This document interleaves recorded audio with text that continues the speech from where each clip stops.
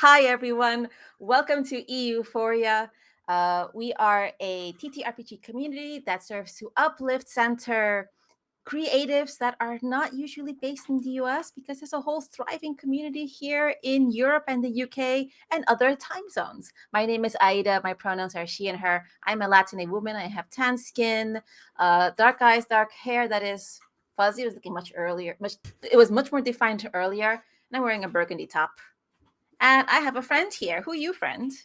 Hello. Hi there, friend. My name's Markus, pronouns are he, him. I am a Caucasian male with a dark beard and hair, dark glasses, and a red t-shirt on today. And my hair is not that fuzzy, but I can understand it is a little bit fuzzier due to the humidity, I guess. But yeah, happy to be here. Is it that Uh, humid? I was cold today. well, it's pretty humid over where I am. We're In we're an hour apart. it's of distance. You know how large this country is. It's vast. In 2 hours, you're in a different country in any direction you go. Look, we take up 2 pixels on a world map and we can be proud of it, okay? Uh, Speaking of friends, we were actually just saying how long Marcus and I have known each other. 2016, you said, at least 15? 2016. 2016. We were both at the same company, a gaming company, who is not relevant for this conversation at all. It's a different drinking conversation, one of trauma, maybe. But but it was a community, it was a place of nerds, different nerds, video game nerds, sci-fi nerds, board game nerds, and Marcus had the bravery to say, I play D&D and I tend to dragon a dungeon master every now and then. And I was like, okay, interesting knowledge I'm going to put away in the back of my head. And then Stranger Things came out. And I was like, that thing, yeah, I've seen that game they're in other places. I've seen Harmon's Quest. Yeah, that guy Marcus, he used to do this. And then we happened to also run into each other in the train station, even though you changed jobs. And I cornered you. Definitely cornered me. Just as I was about to leave the train, you were just like, "You run D&D, don't you?" And I was, of course, very scared and afraid. And I said with a stammering voice, "Yes, yes, yes, yes, I do." And before I knew it, just weeks later, I was at a table in Mm-hmm. your living room / kitchen with a bunch of people who were also interested into running this game. And we embarked on, what was it, like a 2-year long campaign? 60 something sessions. Yeah. It was something that started out with like, yeah, let's see how long these people keep up their interest in tabletop RPGs. And I was fully ready to just be like, okay, maybe there's like people who stick around for 4 or 5 sessions, but stuck it out. Level 1 up to level 15, and it was a great old time. And I am also glad that after that campaign, Ida, you also tried to dip your toes into the GMing seat, into running games and seeing it from the other side of the screen.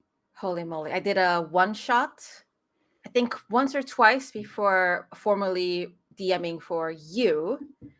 And it was a one shot in which I actually practiced singing a little ditty because I have no tune at all, to the point where my husband, who is his family is very musically inclined, wouldn't have said anything but would have chuckled. And I was like, I cannot have him laugh when I'm trying to sing. Uh, that was a one shot that essentially took over the Hangover movie in Vas Vegas. It was every trope of the movie, like every plot beat of it, but then reimagined as a D&Dification of it. And it was super fun. And seeing everyone's reactions, seeing everyone get really upset and emotionless at the very end, I was like, oh, that's what it's like. I like this. And GMing is super fun, and I can advise it to everyone to give it a go. And also, so do other people think, because there's a lot of advice for GMs out there. There is a lot of blog posts, videos. If I go on YouTube right now and I Google how to GM, I will get a gajillion videos on And I it. watched half of those gajillion videos. And I still consider myself a fairly novice GM DM, no matter the system. And especially as someone who is not as versed as, say, at least Marcus here, who, my understanding, happily professes his love for the GM seat. I was like, okay, I need to read and understand this material back and forth. It's not that I necessarily need to plan for every possible possibility, but I need to understand the mechanics. I need to understand these beats. I'm going to have all these earmarks and post-its and here, and I need to also sing, and I need to be a technician. I need to heard the schedules, and through that experience, and also because I have eyes and I'm an empathetic person, GMing is someone that voluntarily takes on a lot of extra burden and assumes this is the natural order of things. And it's accepted that it can be, it ought to be.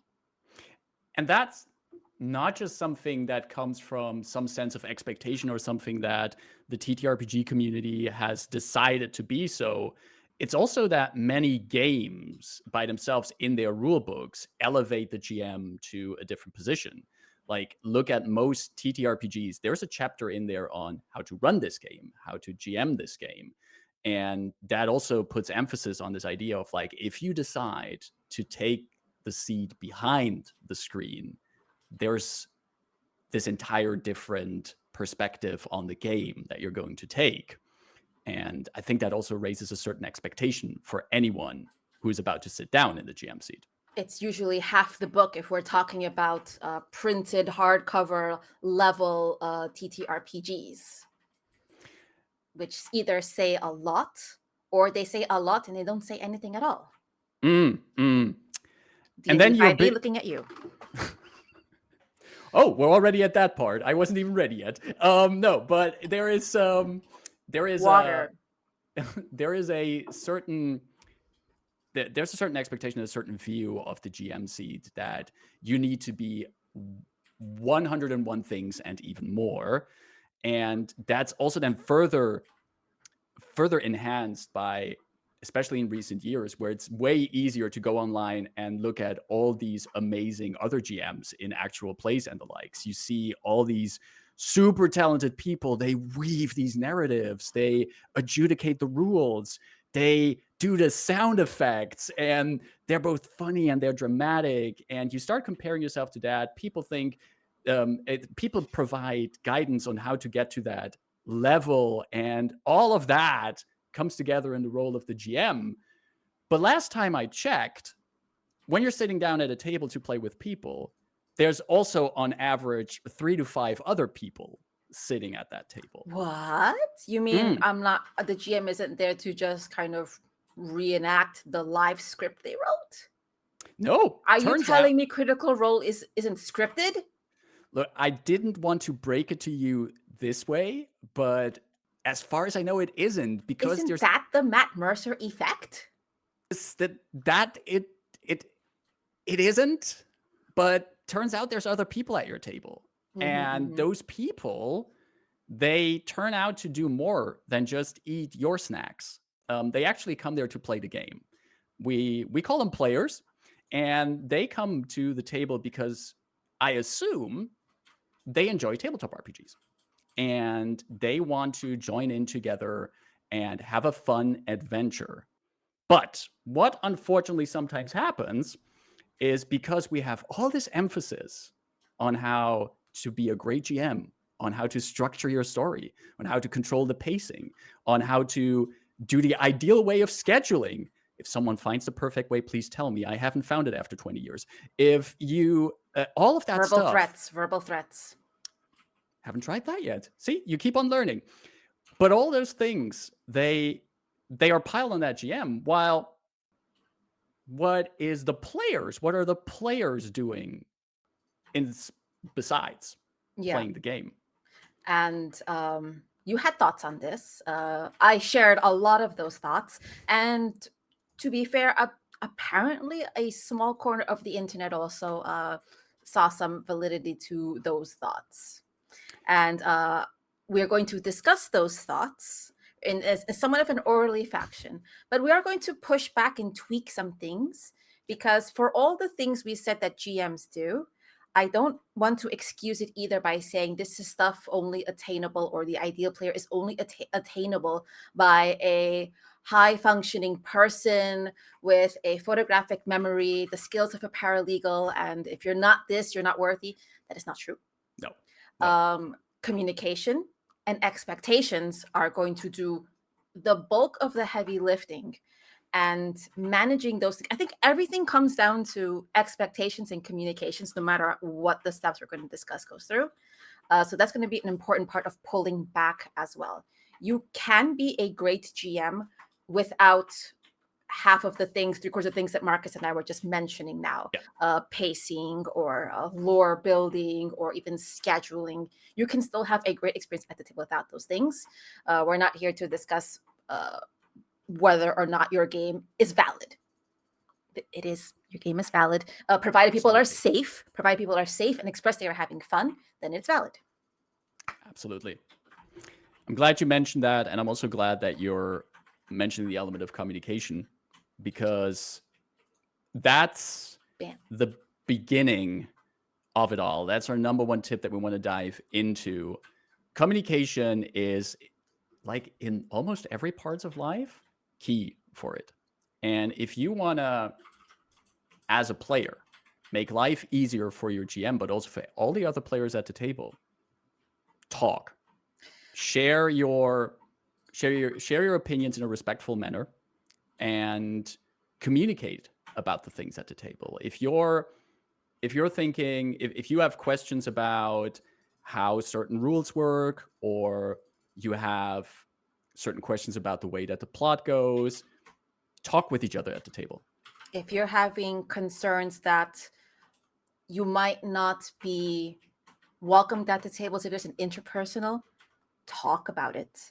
If you're having concerns that these rules are too difficult for me to understand, or I didn't expect the story to go in this way, talk to your GM, talk to your table. This is not just on the GM.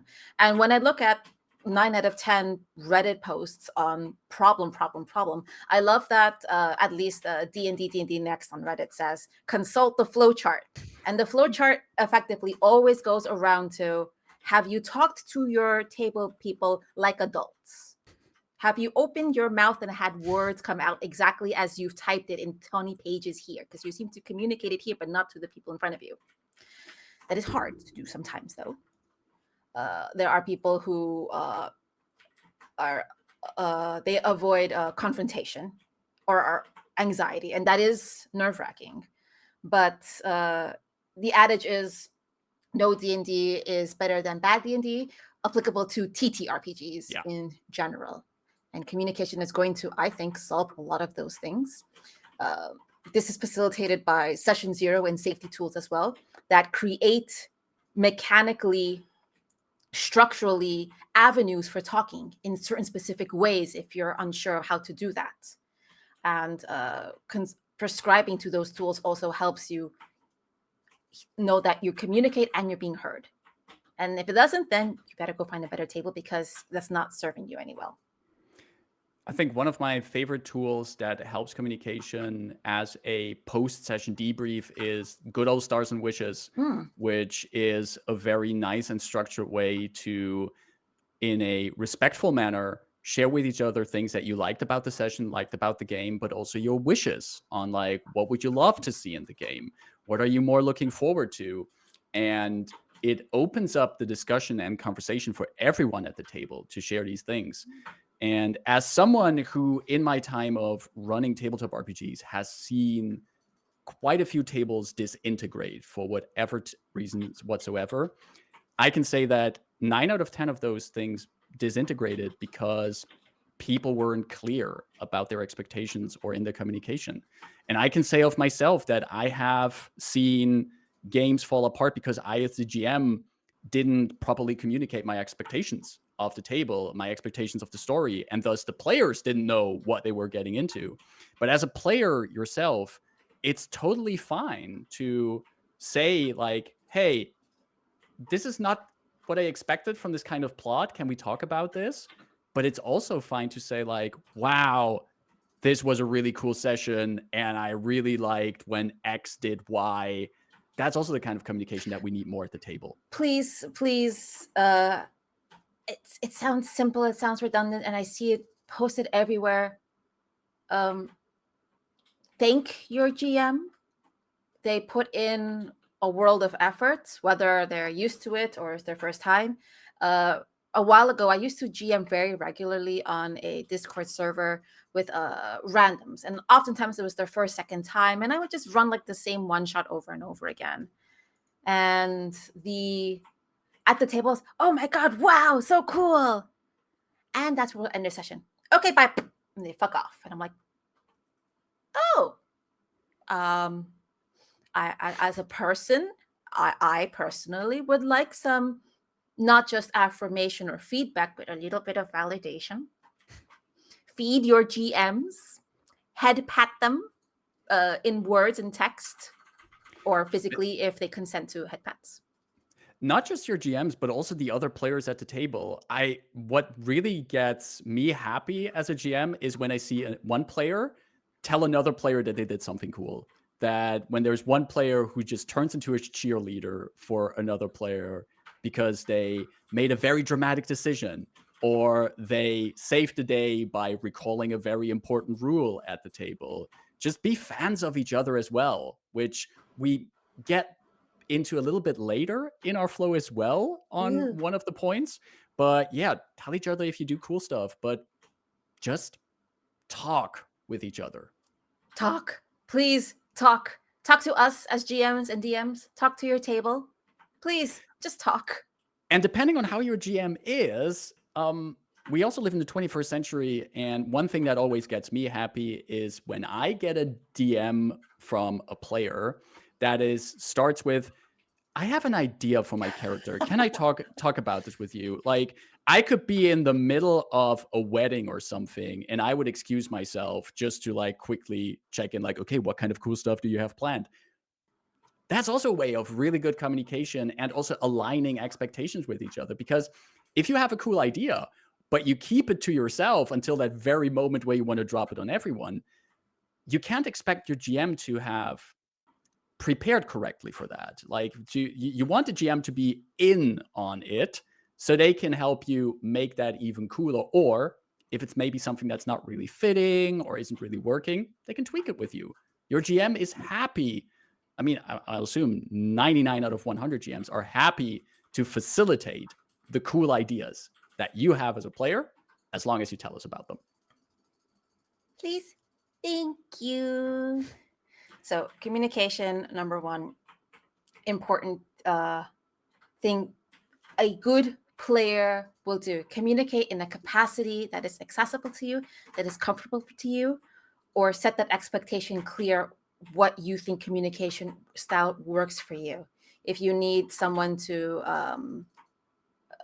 do so on your behalf anonymously, there are methods. Send smoke signals, train pigeons, communicate. Yeah, absolutely. Let's move on to the next point. Yeah, that one involves reading. And I personally love reading.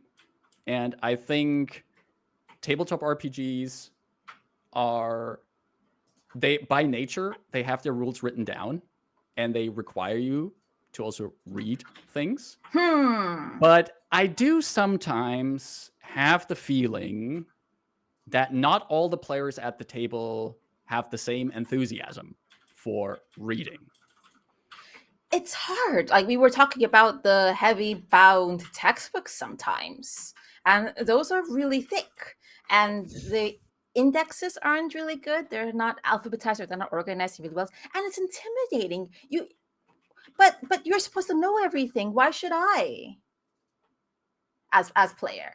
Look, I get it. This book is thick. It is really thick. There's a lot of pages in books like this, and this can be intimidating. But the good news is you don't have to read the entire book. That's the good news. But reading the rules before you start playing the important bits is you should understand what's the core mechanism of the game. How does it function? What happens if my character does something of which the outcome is uncertain? What do the things on my character sheet mean? Assuming that the game has a character sheet. What are the important other mechanics I should know about? What are like maybe specific mechanics for my character that I should understand? To take a bit of a D&D/Pathfinder example, if you play a spellcaster, for example, how does magic work in this game? And knowing these kind of rules before you start playing makes it easier for everyone at the table, because looking for the GM to remember all of the rules of the game it can be very stressful for the GM behind the screen, because as we just established, book has lots of rules. Book is big. And it really helps when people at the table also know the rules. Mm-hmm. And one of the reasons is, this is my personal theory, and please fact check me on this, Aida, if I start spitting nonsense. I do think that due to how extremely negative the rules lawyer is often presented in memes and discourse, some people sometimes feel like, yeah, but if I know the rules too well, I start correcting people and I might come across as a rules lawyer. And I want to tell you right now, just knowing the rules of the game you play does not make you a rules lawyer. It just means perfect. It just means that you want to play the game. And I can tell you, having run games with Aida here at the table, she knows the rules. I sometimes mutter under my breath something like, you're a rules lawyer or something, but I don't mean it. No, it's mostly muttering that my notes are more accurate than yours sometimes. Facts. But going to piggyback a bit on communication, and also the fact that book big, it's incumbent on the players to understand, and a little bit on the GMs to communicate what kind of game you're signing up for. If you are signing up for D&D or Pathfinder, I'm talking about crunchy games, Vampire Masquerade, crunchy heavy games, then it is going to be expected that you're going to know some of the rules, unless the GM communicates with you, oh, it's going to be light and easy, these are the home rules, but you need to know in advance, and you need to sort of meet the intentions of the game and those rules. Yep. You need to, if you were expecting Honey Heist, a one-pager with almost no rules, but you're at a D&D table, then communication was not had. And that's a mismatch of expectations, and it's unlikely it's going to be more challenging to have a good time. Yeah. So you need to read the rules a bit as a player to understand where you're at and what is expected of you. And I know we're mostly talking about players, but GMs need to communicate exactly what those expectations are. Because I think it's perfectly okay when I'm playing Pathfinder with Markus right now. I am not versed in Pathfinder, but I personally am very comfortable with Markus and our friend group. So I have no problem saying, I think it works like this. Could you correct me if I'm wrong? I need some assistance. Rather than, let's say, a player, I don't think this players who sit at a table, just sort of sitting there silently, looking difficult and not admitting that they need help or further explanation. Both can slow the game down, yes, but only one of those is going to probably affect the dynamic of the table, the interpersonal one. If a player at my table says, I think this mechanic works like this, but I'm not sure, could you listen to me go step by step through it, how I think it works, and correct me where necessary?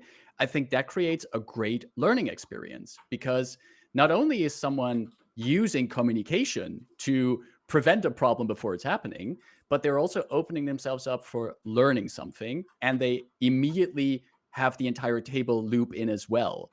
I think the best way to learn things is to also just talk out loud through the rules that you might not fully understand.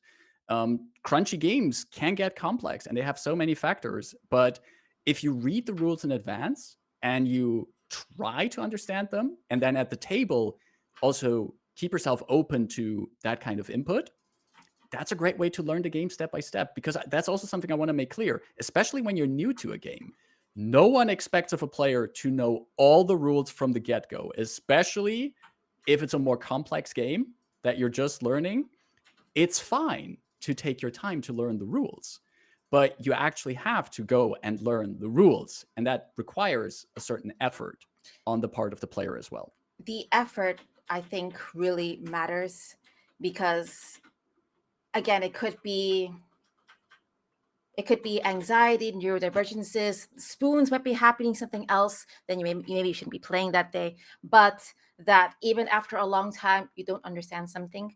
I will appreciate a player that downloads, again, D&D, because it's the most accessible. The resource exists for it. Their own one-on-one primers or their flow charts or their simplified player sheets. I will respect the player who maybe doesn't get it right all the time, but absolutely is making an effort within their own capacity, making a good faith effort, even if that good faith effort is respectfully asking. Yeah. But if there's no good faith effort, and on episode 50, someone asks how their fighter attacks,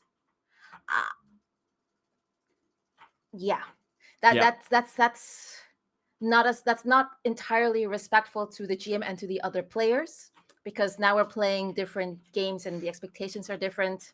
The dynamic might not be as good anymore. But if the effort is made, then I think the dynamic can be preserved, because people do need help, and we are here to accommodate and support them. Yeah. Provided there's a good faith effort and the communication. Absolutely. And for my part, I love explaining to new players how a game that I know works. I love that. I love teaching players new games. I love getting people into the hobby, but I expect a good faith effort on their part as well. And I have no problem explaining a rule to you for the 15th time if it's like a really niche thing and it hasn't come up very often. But yeah, if we start at level 1 and we're now at level 12 and you don't differentiate between a long and short rest, then something did go wrong in the communication and the effort of learning the rules somewhere. Yeah. And then the honest discussion needs to be, maybe this isn't the game for you. It's not a you thing, it's the game thing. It could very well be a you thing player, but then let's go for something different. Let's play Powered by the Apocalypse. Let's do 2d6 system. We don't need the heavy book. That is such a good point, Aida. I think that's also something that people overlook. I think you can draw the conclusion that a certain game is not the right game for a table or players at that table.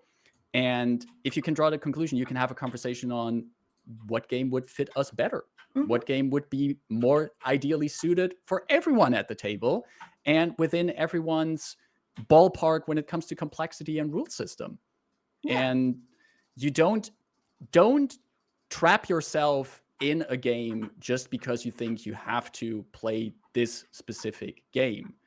Not every game is for everyone. Like, you will never ever see me run a table of some ultra complex, old school, a table of GURPS with all of the optional rule set attached to it. You will never ever see me at those tables. But if that's the kind of game that's in your ballpark, all the power to you.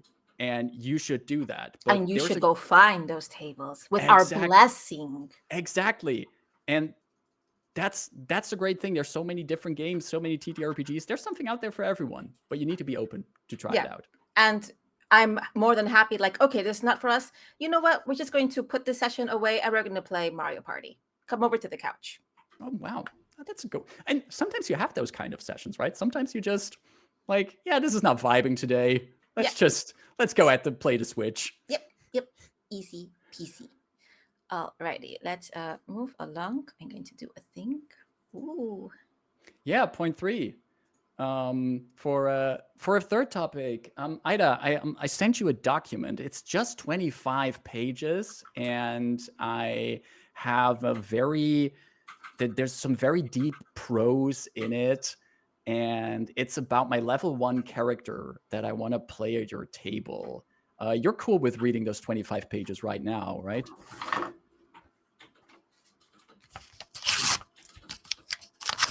Oh, well, there go 25 beautifully crafted pages. And we have made it to point number 3, character backstories, and what I like to call the urge of writing a novel. The urge. I Um, mean, I think at a certain point I would be really flattered yeah. that someone, to our point, doesn't make an effort, made a huge Yes. effort and got super invested. Thank you. That's really flattering and amazing. But there was an expectation mismatch. There is something about TTRPG as a hobby that attracts a lot of creative people, because TTRPGs in their very nature are creative hobbies. We have lots of theater kids in the hobby who are in it because we have the fun improv and everything.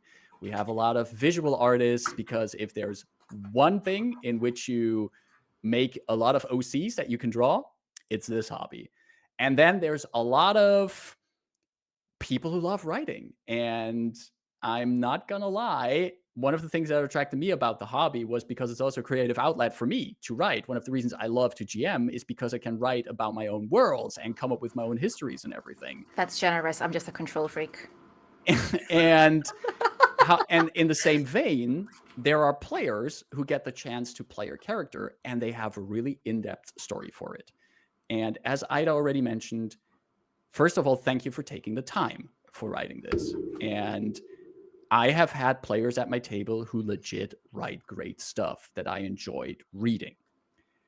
But there is a point where you have to make that also gameable, where you have to, from this long story that you have for your character, I need a Cliff's Notes version of that.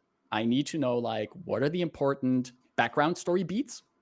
What are the important NPCs that your character has in the background? How did they meet the other player characters? And what's your hook into this campaign? That's kind of the bare bones Cliff's Notes I need. And then I will still love to have your 25 pages backstory. I will read it, but I also need those important points so I can work them as good and best as possible into the story we're weaving. Book big. You gave us another book. Exactly. And we love books. That's kind of the books we're all talking and kind of shading a bit, but we love them.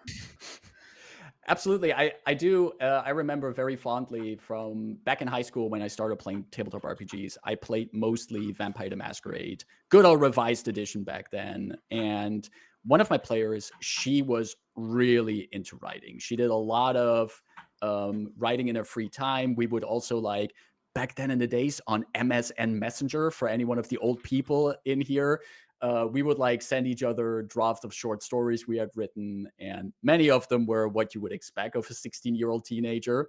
But she would also write very elaborate background stories for her vampire characters. And there was one point where I started up a new VTM campaign, and she gave me a dozen pages on her character.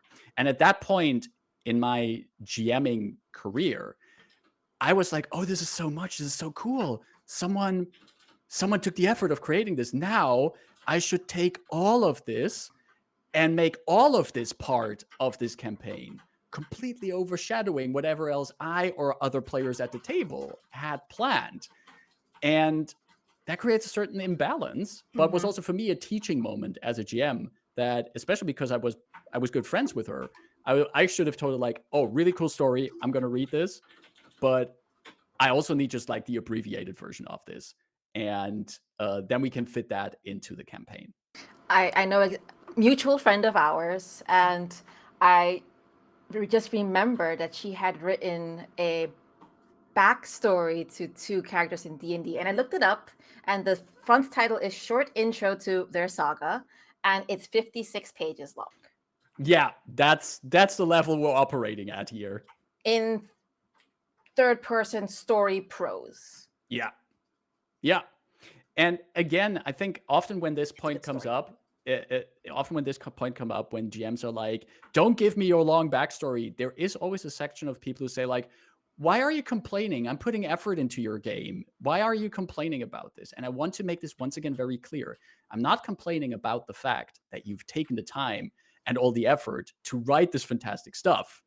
I'm just asking you to give me the short notes as well, so I can more easily put that into the game so we can make it even cooler, because everyone at the table then gets to enjoy the cool stuff you came up with. You know what? At the end of the adventure, if your adventure comes to a conclusion and a prologue, write that shit out and then hand it Yep. after the fact. That I feel is a sort of safer expectation. It's like it's not actionable, but the story I wrote, honestly, for me as player, uh, anyone, I assume players doing it, writing it for themselves as well, is can be shared in that sort of safe space. Can I just also for a moment just like geek out about every player who brings NPCs from their backstory that you as a GM can use? I mean, there's also this meme about when you give an NPC from your backstory to the GM, he's going to hurt that NPC. That's a bit of a meme, but it isn't completely untrue in a way. But I do think if you, this is also this harkens back to the communication part. Everything is If you communication. if you bring this backstory with your NPCs in there and you tell your GM like, this is an important person for my character for reasons XYZ, I'm thinking maybe they have this role in the adventure, or my character hasn't seen them for years. Well, maybe you have some place you can put them. That's first of all, as a GM, super cool because you get an NPC for free that is linked to the characters. And second of all, that also shows a level of trust from the player, that the player is just there to actually entrusts you with a little bit of their character, and you can add that to the story. And that always gets me so hyped when a player brings their own NPCs with them, and I get to think like, how can I weave them into the story? My character's grandfather is actually Bahamut, and yeah, I recently with another GM, I gave them, they requested NPCs, and I'm like, I appreciate the direction. Here's a sentence, here's their motivations, description, Yeah. and their pronouns. Here is some vague hooks that I have not fleshed out, and I give you, me personally, I give you full consent to destroy me with. I don't know their backstory. Here's what my character might vaguely know. Destroy me. Yeah. Hurt me with consent. Here is a block of knives. You are free to stab my character with them. Yes, please, absolutely. Give the NPCs, give us the Cliff's Notes version of your backstory, and then also give us the full version and have us fun reading, but also give us the fun to add that into our campaigns. Because the fun will be shared by not just that singular player. Holy, it's like we've done this before and we can segue. But wait, sorry. I have to briefly interrupt the segue, because one thing that for this point is quickly jumping into my mind as well. No, you know what? I'm so sorry. Yes, let's segue. I'm so sorry. I'm here. No, we should segue. Can you notice we've done this before? That we're absolute professionals? No, you mentioned that you should share it with the players, and that segues us indeed into our fourth point, sharing the spotlight. Can I start with a question to you, Ida? Sure. Have you ever, as a player or observed as a GM, where you have a scene in a game where you just know this is meant as a scene for PC number 1, but for some reason, PC number 2 of that one player keeps barging into that scene and tries to make it about themselves? They actually interrupted and said, but actually my PC is evil. Oh, I'm so sorry. Yeah. And I do think this is something that does happen and is an important thing to be also to learn as a player. I think this is a skill that you can learn as a player.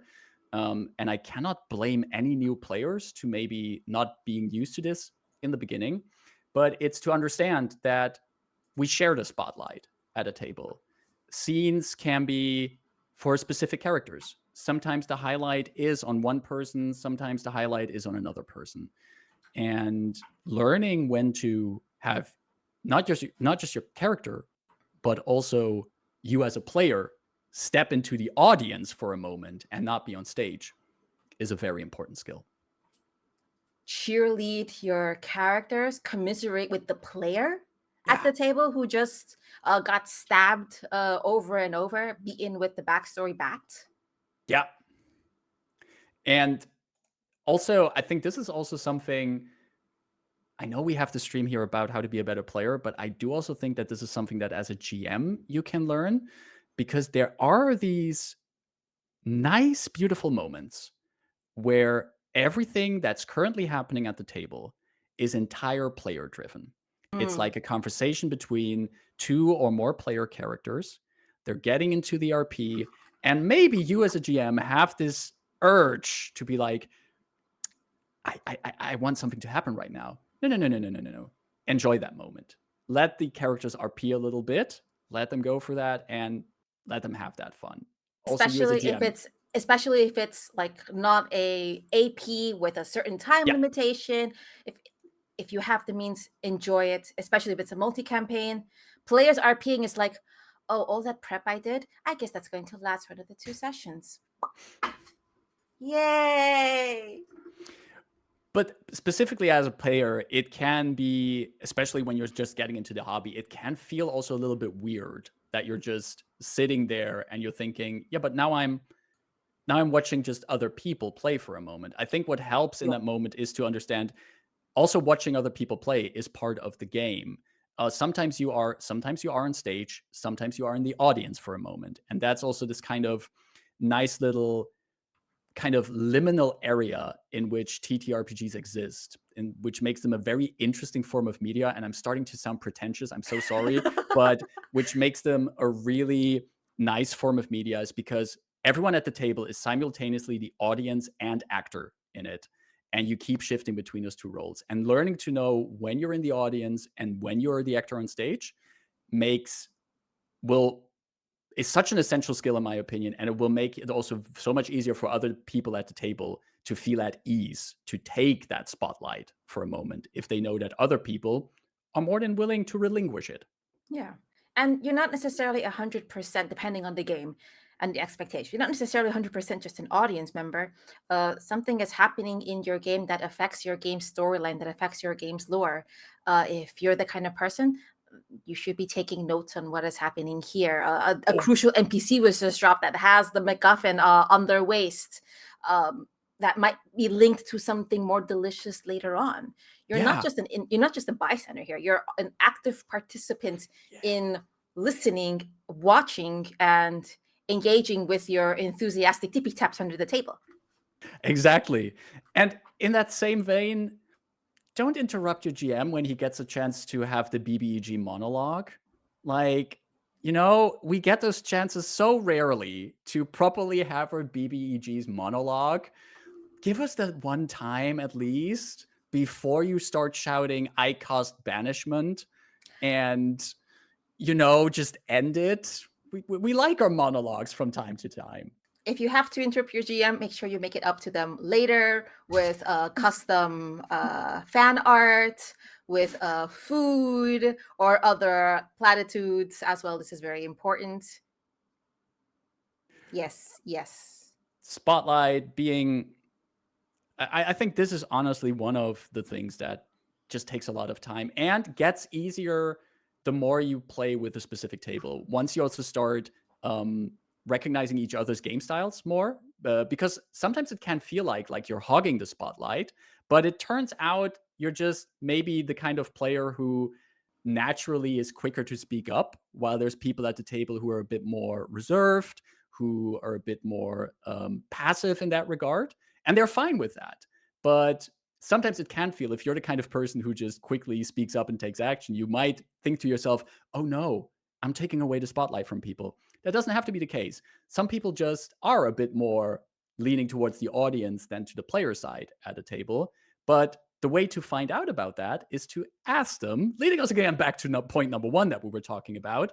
Just ask them, be like, hey, do you think I'm taking too much of the attention at the table? Do you think my character is too much in focus? Am I taking too much the lead here? Open up that question to the table. And worst case, someone's going to tell you, yeah, well, I think in that scene you might have been a little bit too brash, or you should have given other people the chance to talk. Best case scenario, they're going to tell you, no, it's actually very useful. At least someone's taking the lead, or there's a character who takes action and it's helpful. Yeah, and it also really depends on the game as well. Some games like D&D are definitely like the GM is about to say roll initiative, but how fast and how loud can I yell, actually, I want to raise my shield and I want to cast mage armor? There are games that are more spotlight focused, that are episodic, that are drama building, that that are scene to scene rather than 100% theater prose with everyone engaged the whole time. If people are having trouble in that aspect, consider changing the game and managing with your expectations. Maybe I'm not here to role play and that person really is. Then, or I'm the only one not wanting to role play and everyone is. Then it's also fair to say, this might not be the table for me. Can we go play Mario Kart? And then I'll bring in a different game next week. I'd volunteer to try that out, to run it. That's also okay. Do you mind if I share a little anecdote on that topic for a moment? Because Yeah. I have a little bit on this regard of like not knowing if someone is hogging spotlights. Like many moons ago, when my hair didn't have gray streaks yet, I was running a Vampire the Requiem game, which is the Chronicles of Darkness version of Vampire. It was a game with 3 players in the game. It was set in modern day London. They had all a bunch of really cool vampire characters, but one of the players was basically playing the sidekick of another player's character. And at the start of the game, we were already like, hey, are you okay to play like the sidekick of another character? And the player was always like, yeah, that's fine. That's fine. I got some plans. And in the sessions we played, he was also a very more reactive character. Like basically when his boss told him to do something, he went to do that mission, help his boss out with stuff like that. But me and the other players at the table, we were at a certain point thinking like, are you having fun playing the character like that? Because we had a feeling like you're being commanded around in character. Are you as a player having fun? He's like, yeah, having fun. You're going to see, with a smile on his face. And then kind of like the final session, like the big climax of a storyline that we were doing comes up, and his boss, another player character, was like basically monologuing about his great schemes finally coming to unfold. It was a player character doing this. It's finally coming up to unfold. His character's in the scene as well. And he turns to me and he asks, GM, I have a question. Is there like, my character is pretty strong. I could break off a chair leg or something, right? I said, yes, you could. Your character's really strong. Yeah, my character is super fast. Could I jam that as a stake through my boss's heart before he can respond? And the other player looks at me as well, like, wait, what?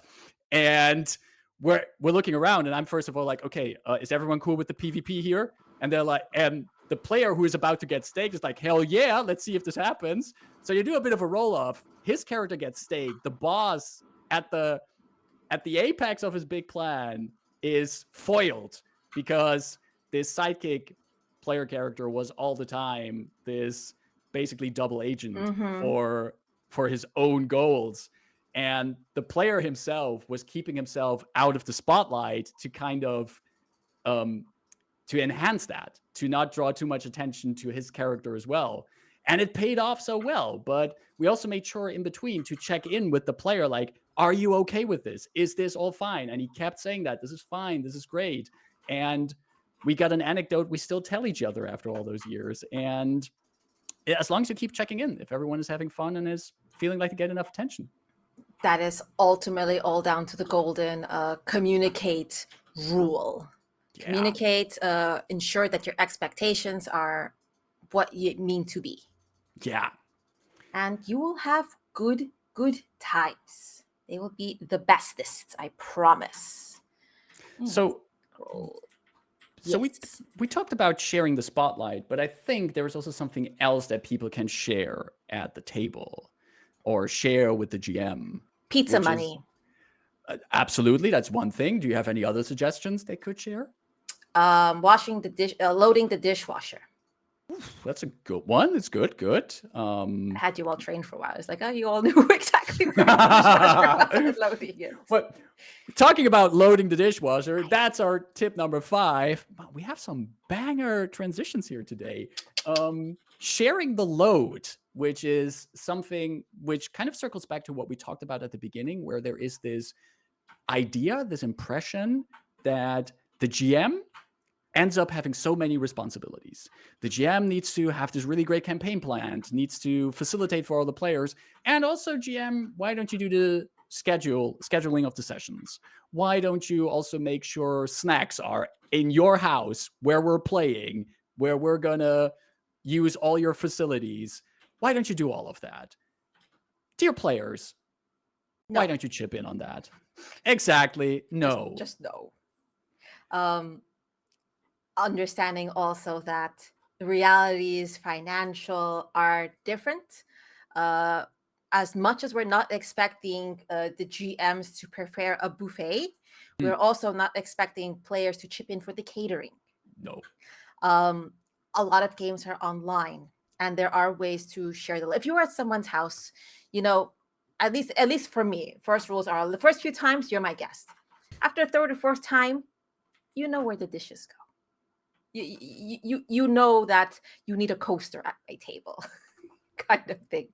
But eventually, it's also like, oh, can we put on the colored hue lights for you? Oh, we made a conspiracy board. Is this helpful? We actually made a conspiracy board. So it's within your capacity. Yeah. And I think the good faith wanting to assist goes a long way, even if you cannot facilitate pizza, or you cannot pay for books, if you cannot pay for a server hosting when you're playing on Foundry or Roll20, etc.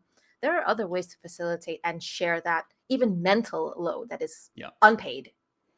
And regarding that mental load, we mentioned earlier that knowing the rules of the game is really helpful and important, but helping out on any kind of rules questions at the table, being willing to maybe look something up while the GM keeps the game going, that helps. That's also sharing the load. Tracking initiative. Exactly. Take the initiative to track initiative. If you're playing a game that has initiative, yada yada yada, you want to be the person that tracks XP at your PBTA games. You want to be the person that gleefully moves the pizza slices in and plays in the dark games. And also things like taking notes on events, on key events and the like. That doesn't just help the GM, but also the rest of the party. I think some of the best moments that I had at tables were with people who took very detailed notes and were able to then pull up really useful and relevant knowledge 20 sessions later, and which came in really clutch. And he's talking about me. He's absolutely talking about me. Where's the lie? But it also, this kind of note-taking and shows that you've been paying attention. But I also find that, to me personally, I also find it very nice to see that someone wrote down what I as a GM shared, and they thought it was important enough to keep track of it. And that's also very helpful for the GM as well, because I can tell you, not all GMs recall everything. And sometimes those notes are also useful for the GM to, I think one of the things, I recently saw this on Twitter, someone posting where where these awkward things happen, whereas the GM, you're pretty sure you told the player characters the name of an NPC, but it turns out you didn't. So you end up in this awkward situation where you let a name slip, and the player characters don't necessarily know the name. But then as a GM, you're confused, like, wait, I told you about that name, but you're not sure yet. But there's also no notes to verify it. It gets a little bit awkward. And that's where good note-taking can help. And that's also something that you can share within the party. Yeah. You can also, you can rotate that around the party. You can have a shared document. You can share so many things. And I think what to me is often the most helpful, especially when you play with a party with irregular playing dates, is having someone else taking care of scheduling the next session.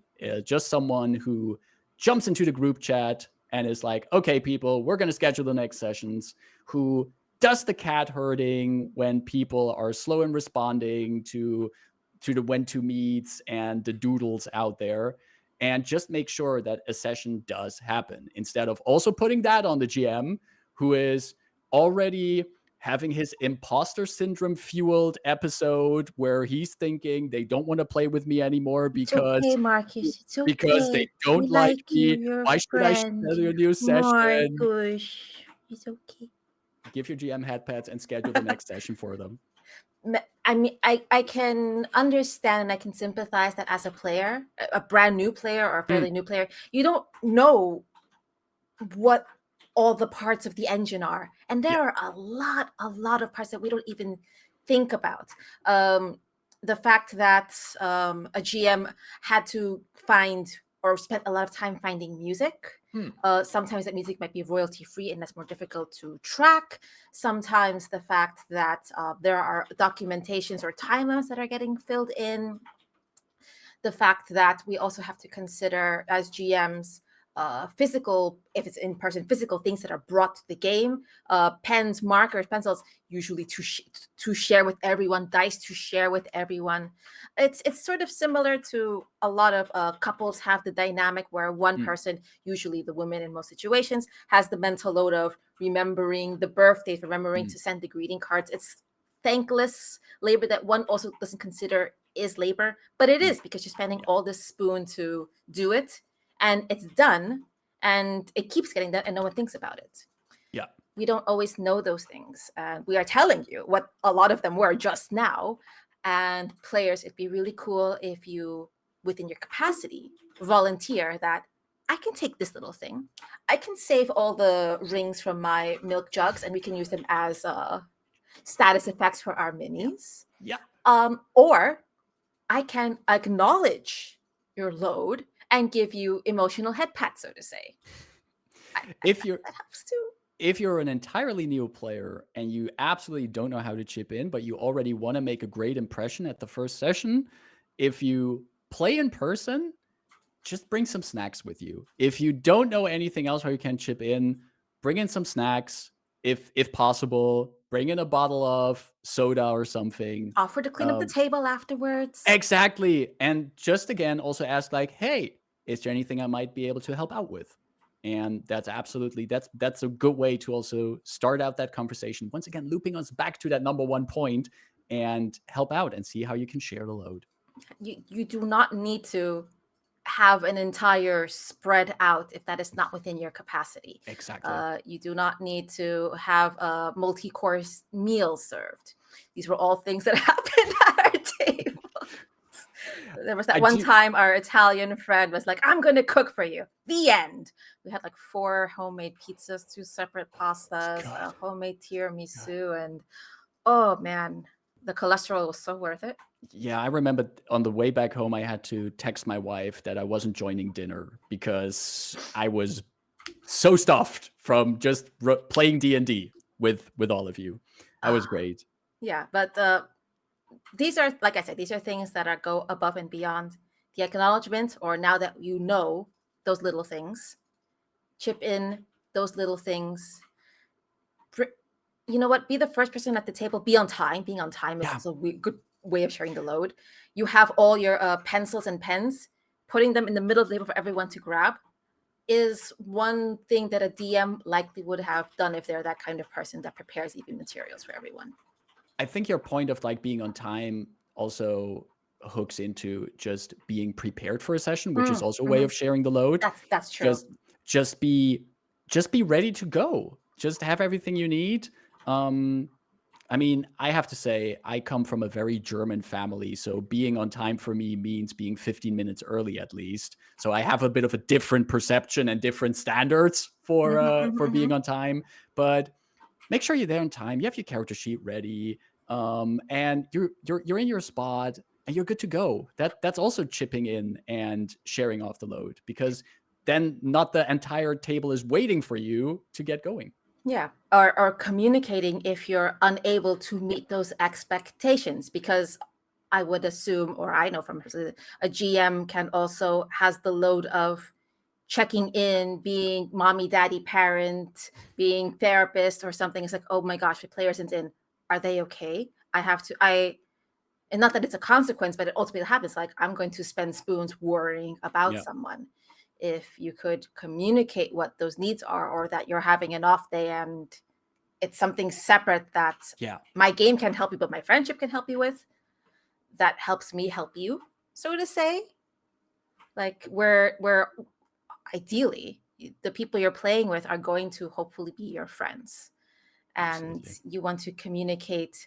You don't want this unbalanced relationship. It's your friends are always going to help you out, but just let them in, and that shares the load of wondering the worst case scenario. Oh my god, this person didn't make it.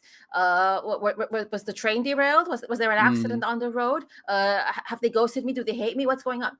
Help me release that load as well. So true. Preach. ah ah we've gone through the, yeah. Yeah. I think We're we have one more. we have one final one, How and dare. this one is very near and dear to my heart. And our tip number 6 for you players is, it sounds so simple, but I think it does often get forgotten, and that is that the GM is also a player. And I think this is a little bit at the nature of using different terminology at the table, because we need to somehow distinct the person who facilitates the game, who runs the adventure. We need to have some kind of term for that person, and then a term for all the other people at the table. So we're already making boxes, which is, it is necessary in this case, but it does end up feeling like, because we have created those boxes, there are different expectations for the people in said boxes. While in the end, we're all a bunch of geeks at a table who want to tell a story together. And one is just more masochistic than the other. yeah, well, some of us are the middle child, so we'd love to do that. So yeah, but in the end, you shouldn't forget that the GM is also there to have fun. The GM is not there just to facilitate your fun. They're there to also have fun. And so when you notice as a player that there may be some things where you get the feeling that the GM is having a harder time prepping the session, or doesn't vibe with the humor at the table, or at the direction that the story is going, just ask, like, hey, is this fun for you? Is this good for you? And if it isn't, check in how you can help the GM having fun again. Because the number one reason for GMs burning out, and I do think one of the big things people who get into GMing might be a little bit anxious about, is that idea that you're burning out because you're sacrificing your own fun for other people's fun. And you're burning yourself to keep others warm. And I think that is mostly unfair to you as a GM. And I don't know where I read it. It was many years ago. It might have been a blog post, might have been a Twitter thread, but there was this one point that I stick to since I've read that. Again, a little bit of GM advice sneaking into the player advice video. But sorry, if you're prepping a session as a GM, before you sit down to do the actual session prep, before you have anything planned out, you ask yourself this simple question as a GM: am I having fun? And if your answer to that is not a clear yes, if it is a yes, but, or a yes, well, if it's not a clear yes, you don't prep that session until you know why you're not having fun. And once you've found out why you're not having fun, you see if your table can help you fix having that fun. And if you as a player have your GM coming to you being like, listen, y'all, we've been playing this game for a while, but I'm not having fun because XYZ. You as a player, you listen to that, you try to understand where the GM is coming from, and you see what you can do, if there's anything you can do to help them having fun again. If your GM tells you, like, I'm not having fun because all of you just, you keep murdering everyone, that is legit. It's a playstyle that not everyone enjoys. If your GM says, I'm not having fun because cat herding all of you into a session is so much work, and I'm thinking that the schedules are not aligning nicely, see if you can help out with that. See if you can be quicker in communication. But be happy that your GM is willing to try to find their mojo again and eliminate those things that are ruining their fun, but they want to get that fun back and also then help you having fun again. I think also admit, if a GM, again, we're talking about GM, sorry, it's about players, supposed to be about players, but if they have that capacity, recognizing that's hard to admit to yourself that you're not having fun. It's hard to admit to others, I might not be in the best place. That's really difficult. Players, you have now found proof that your GM is not only a player, but is human, is a person that is very similar to you and may at times exhibit higher capacity in doing all the things that stress them out originally, but is a player and is a human, and that is someone deserving of your compassion and empathy. So please treat them and such, and realize that aside from those things, there's not much different between you and them. Absolutely. And it is no fun to have a campaign burn out because your GM has burned out. Campaigns don't end in a fun spot then, but also Like the friendships relationship. also. Yeah, exactly. There's a certain stain in that case. And I do think sometimes GMs are the kind of persons who should also learn how to communicate and how to step back. I am myself have had situations where I should have just way earlier indicated that, like, I'm not having fun with this story or this game, but instead I've pushed myself to bring it to a certain point so I can be like, okay, now the story is finished, fuck it, we go on to the next. That was neither fair to myself nor to the group I'm playing with. And it takes a bit of skill to recognize that. But if you have a GM who comes up to you and tells you, I'm not having fun because of these reasons, if you're then the kind of player at the table who listens to that and goes like, all right, let's see if we can find solutions to that, you're the kind of player I want to just give a big hug and never want to let out of my group. That's the kind that I think I think we had some great points here, but I do think once you have that kind of players at the table who really acknowledge that everyone is there to have fun and also want to make sure everyone's fun is facilitated as well as possible, then you're just getting the best vibes at the table, because then you have a table that really cares about having fun for everyone. Everyone's fun within the expectations that we agree to. Yes, we all rib each other. Well, rather, there's the banter about, haha, we're going to get you, haha, we're going to murderate your encounters. Look, I just made something trivial. Yeah, there's room for banter depending on the relationship you had. But take it easy. Be human. Check in. If no one's laughing at your joke, it's not funny, and don't make excuses about it later. And consider changing your language about it too, that GM is not something entirely different from player. Even within APs, for me personally, unless there's a mechanical difference, if I work with groups where they're like overlays, 4 players, and I look, but there's 5 boxes. I'm really confused. No, they're all players. You just tell me that there's 5 participants, but they're players, and now I'm confused which overlay should to take. Production is not being clear. Different route, sorry, but but it relates to understanding that GMs are players too, and also that their needs matter.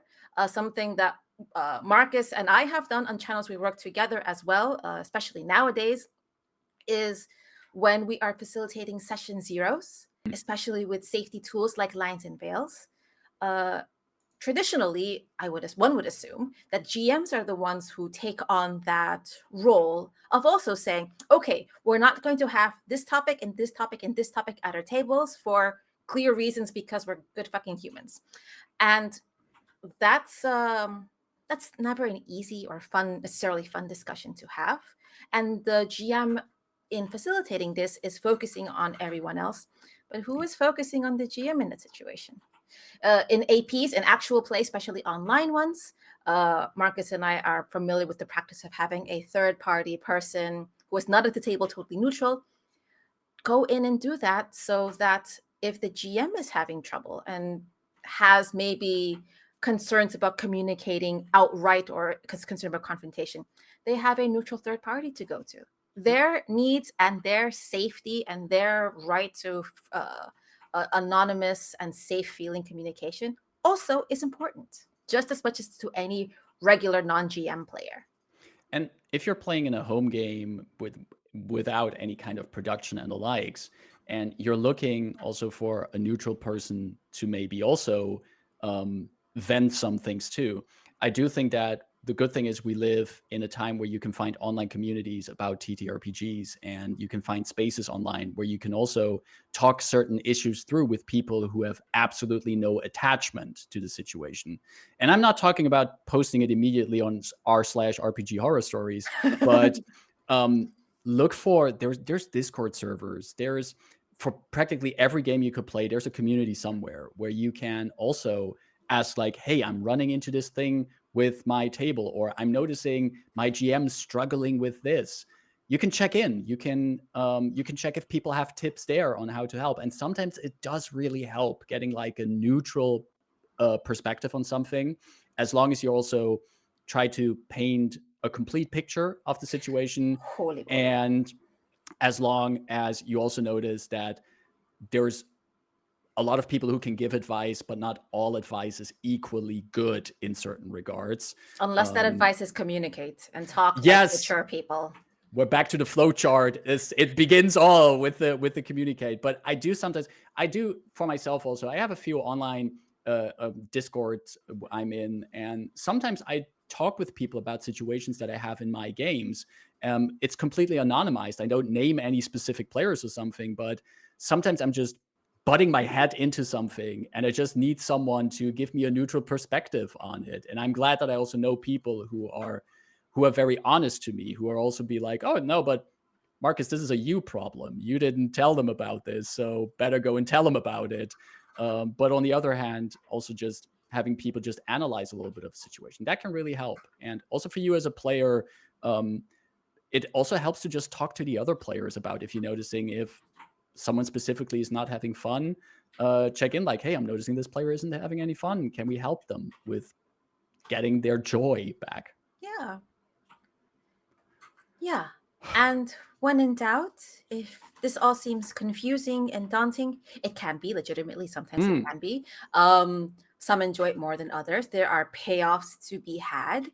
If you want to find out about them, you don't have to run GURPS or Vampire or any complicated system. There are one-pagers. There are GM-less, no prep games. But the role of volunteering to facilitate, to lead by example, to have done a bit of prep in advance, even if to say like, I read this in advance and I want to read it with all of you again. Put yourself in those shoes. I really want to insist it is accessible. Want, desire are different things, but it honestly is accessible. And it makes you ultimately a better player too, because now when you go back to your player seats, you have much more empathy with the person on the other side of the screen or whatever you have there. And I think the story gets all the more better.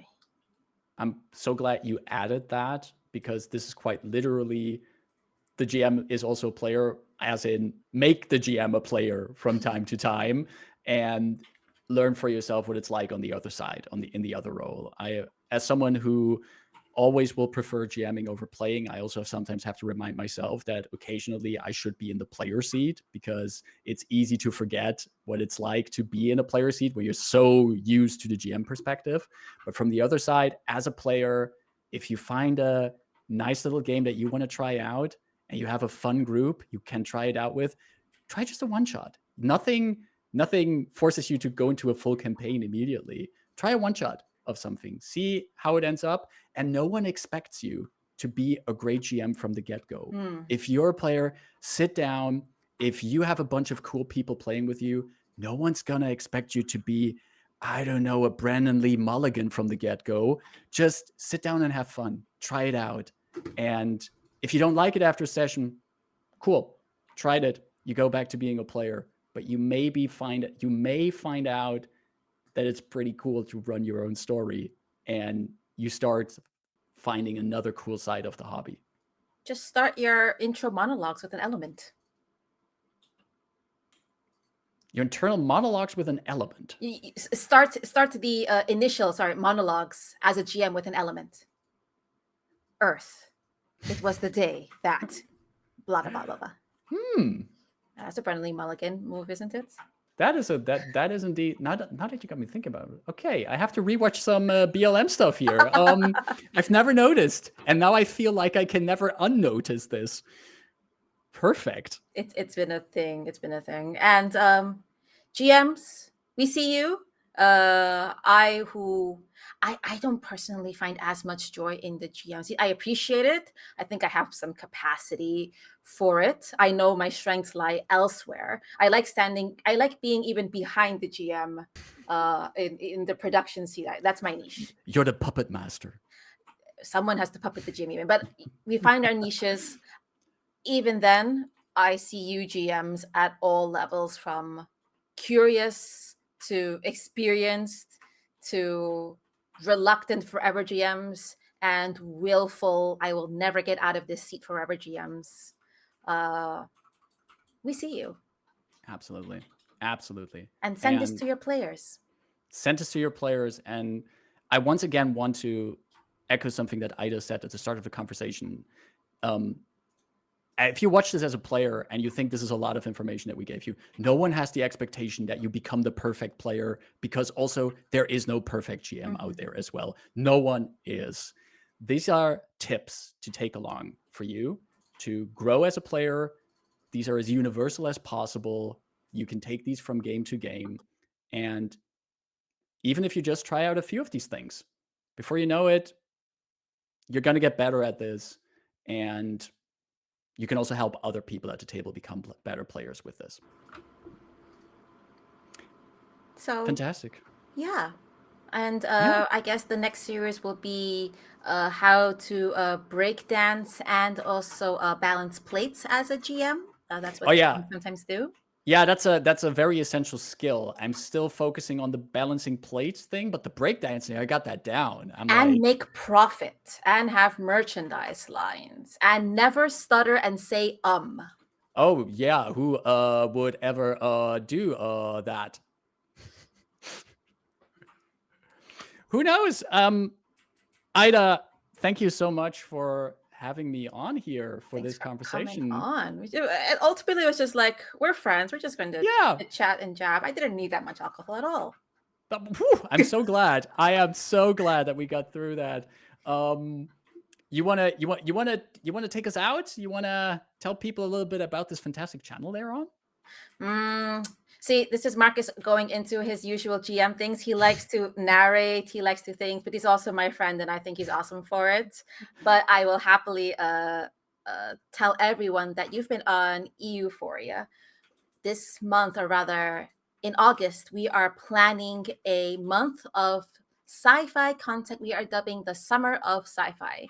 We have a couple of APs. We have some cool interviews. We have some cool panels with a cast representing 100% people from all across UK and Europe, including women, femmes, men, queer, POC. We have it all locally homegrown, because the center of the universe is not in US or North America. Wow, it's going to be really cool here. So keep an eye on our socials for that. We have a lot more on the checklist. We have ambitions. I was impressed and concerned when other friends were like, Ida, that sounds like a lot. And I was like, wait, genuinely, it does? And I wasn't being snarky. It was like, but I think that's also a reflection of the faith that our community has given us and our close friends, and Darcy and I and Fiona and everyone helping out on their behalf. Thank you for that. And that really means a lot to us. And part of that is because we recognize good talent, good, kind people, and good allies. Like my friend Markus here is going to tell you who he is, and I'm going to pop his socials. What you been up to, Markus? Well, first of all, thank you very much for having me again, and I'm so excited to see all the cool stuff EUphoria is gonna pump out. Having worked with you and Darcy in the past, I just know there is going to be some amazing stuff here, and I think both of you make such a killer team, and you should really keep an eye on this. Yeah. My Marcus, you can find me online as the Chindividual on pretty much all the socials. I'm a TTRPG GM with opinions and a lover of cats. You can currently find me in my projects of my first podcast project, the Chinterviews, where I talk to people from the TTRPG world and listen to their cool stuff they have to tell me, because I usually just want to hear people talk about the cool stuff. First two episodes are already out. You can find those on my YouTube and on my Podbean. First conversation was with Pavel, the creator of Corkborg and currently crowdfunding Hellpower, which you should definitely check out. And my second episode was with Maddie from Realms of Peril and other podcast productions. And if you like to listen to people talk about what they do in the TTRPG world, you should definitely check out the Chinterviews. You can also find me on YouTube as the Chindividual, where you find my podcast episodes, but I'm also working my way through a video series for Pathfinder 2E's Adventure Path Abomination Vaults, an Adventure Path mega dungeon where I go floor by floor through that massive campaign, which I'm also playing in my home game, give you a bit of the lay of the land of what the game is about, some handy tips, and making it easier for you to run that massive mega dungeon in the game. So you can check that out on my YouTube.